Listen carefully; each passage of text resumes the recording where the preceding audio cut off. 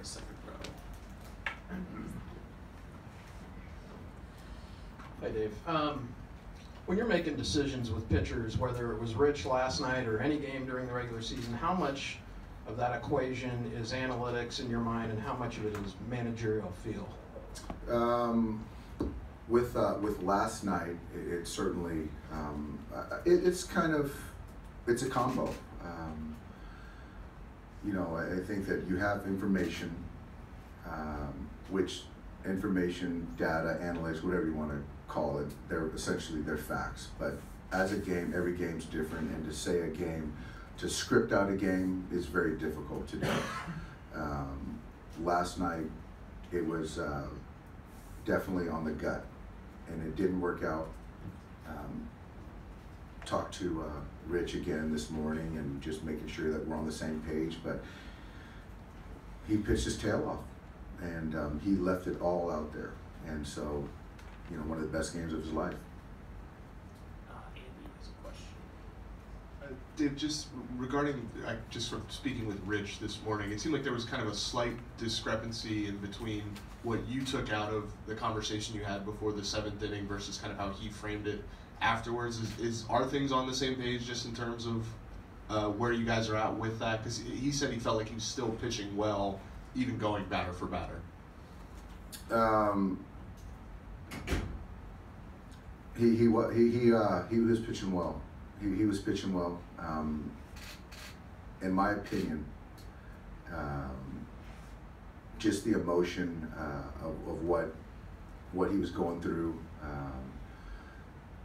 The Bogarts, the long sixth inning, and as I went out there,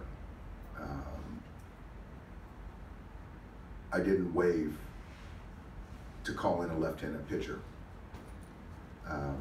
So as I went out there, and you know, he met me down the slope. So I just feel that right there for me to. And then we talked at the conversation, hitter to hitter, keep it on me. And so as a manager, you have to listen. And I think that any manager can leave a player, particularly a pitcher, in there until it doesn't go well. And I think that that's the easy thing to do. But when you have a conversation with a player that you've never had before in the dugout prior to going back out there, I think that's telling. And when you go out to the mound and are given the ball after with not signaling in, I think that that's telling as well. So am I going to debate that Rich was competing and he gave it everything he had? Absolutely not. It was a valiant effort, a tremendous effort, and we didn't get the job done. But you know, from what I got, that led to my decision, and it didn't work out. We'll go over here to Joe Nick. He's on your right. Skipper, Doc, pardon me for asking this question, but earlier, you know, before some games, you would let us in on, I might go early with Kenley, you know, this game, meaning we don't have to necessarily wait till the ninth. Correct. Okay, so assuming Clayton has a magnificent 7 innings, do you already have a feeling on that, or you would have to wait for the matchup? It's more for Kenley. He's our best reliever, has been for quite some time, and if the situation presents itself where it's the best part of their lineup, essentially, Kenley will be behind Clayton. So however that sets up, I don't know yet, but Kenley is available tonight. Yeah, Barry, right. Hey, Doc, there's a lot of conversation about this, so I think I'll pose you the question. How much of what goes on in a game is dictated in your group by baseball operations, which you're a part of, and how much flexibility do you have when you get into the game to depart from the whole picture or what's been presented to you as you have set up the game? Yeah, there's a lot of scenarios that I think that every manager and coaches I talk to, front office, and you go through potential scenarios, and the right matchups, hitter versus pitcher, pitcher versus hitter, and that's the responsible thing to do. And then as the game plays out, I use my coaches and ultimately make a decision. And most of the times they work out, and sometimes they don't, Barry. But it's a combo, and I think that in any situation you've got to be able to take in information and kind of disseminate it. And so, again, it's combo. In a third round, Bill. Hey, Dave. Obviously, there's stars, there's Cy Young candidates, but Steve Pearce, who's going to come in here in a little bit, seems to represent what happens a lot in these World Series. These grinders, these 2 or 3 tool guys come through. And Moreland as well, you have a couple, Muncy, where, can you just talk about that and the importance of those guys as opposed to the $30 million guys? Well, you can, any World Series we can go back to that I can recall is that, from Louis Soho. That's kind of what happens, because when you're game planning against a particular team, there's the superstars that you don't want to let beat you. We put Mookie on, we put JD on, and what happens is that those guys are going to have opportunities. And so I don't know Stephen Pearce, and he was ready. He's had some big hits for them, obviously, and Mitch, a big hit last night. So it's a credit to those guys, but typically the way you want to do it is not let guys, the superstars, beat you. And if you look at history, a lot of the second tier or the kind of the under the radar role player guys, come up with those big hits. Yeah, right in front, Mike. Dave, you guys have all series long have done a really good job driving up pitch counts of their starters, I think, early in the innings. Are you satisfied with the way you're attacking their bullpen with the same type of tenacity? Or could it change? It can always get better. I thought we did a really nice job yesterday with Rodriguez. Their bullpen, when you've covered 9 innings of Eovaldi, that's tough for any offense.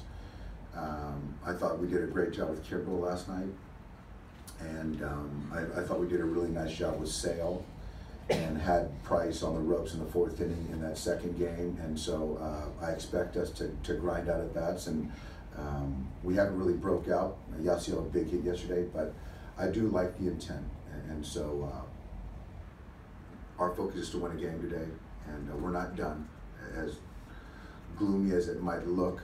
But offensively, I like our guy taking the mound today, and we're gonna stay the course. Center around in the back, Peter. Dave, I have not seen your lineup yet today. Can you give it to us, please? We've got Barnes catching, Freeze at first, Muncy at second, Machado at short, Turner at third, Taylor in left, Kike Hernandez in center field, and Yasiel Puig in right. And the reason being, again, the lefty-righty matchups like in game 1 and 2, that's why Bellinger and Jock are not in there? Well, I think that Jock's got some pretty drastic splits, and Cody does as well.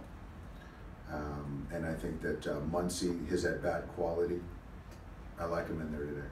And to your left, second row, Bob. Hey, Dave, you were with the Red Sox when this whole thing started. Now 3 World Series championships. They're in their 4th. Is this as good a, if not best, Red Sox club of these 4 teams? It's up there. It's up there. You look at starting pitching. I like the starting pitching we had in 2004. But offensively, very balanced, very athletic, probably more athletic than the teams that I remember as far as on the defense, considerably better defensively. The base running, the threat to steal a base up and down the lineup, the bullpen strength and the arms, that's real. So they're very competent, very good teams. I mean, you don't win 108 games in that division, that league, this day and age, unless you're a pretty good club. So, and Alex, coaching staff, they've done a great job. And one last one for Doc. I'll finish up with Bill over here. Yeah, Doc, how are you handling all the criticism? There's been a lot of it of you today, including from the White House. How do you handle all that? I think, Bill, it's more of doing what you believe in, and and trusting it, and knowing that you have the player's best interest in mind, and the team. And so I think that there's a lot of thoughts and opinions that people don't have all the information, which is commonplace these days, and cultivate opinions and get it out there. So I think for me, it's noise, and I really haven't paid too much attention to it. I've had conversations with our players, which for me today is the most important thing, and which should be every day, and coaches. And I'm focused on winning today. So I really don't have too much bandwidth to kind of really take in all the criticism, but it's part of it, and you know, I haven't really thought too much about it. I really haven't. Doc, thanks for your time. Thanks, guys. See you later. All right.